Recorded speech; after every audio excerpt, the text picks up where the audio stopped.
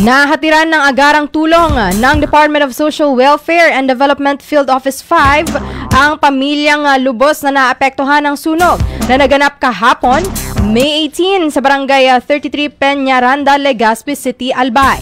Abo na lamang umano ang natira sa tahanan sa nasabing lugar matapos itong matupok ng apoy at ayon pa sa ulat ng barangay, walang anumang gamit ang naisalba ng apektadong pamilya dahil sa mabilis na pagkalat ng apoy.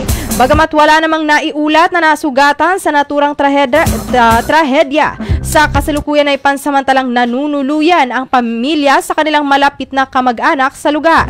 Kasama sa mga naipamahagi ang dalawang family food packs o FFPs at isang set ng non-food relief items na naglalaman ng family kit, hygiene kit, kitchen kit, sleeping kit, a collapsible water container at 10 metrong laminated sacks.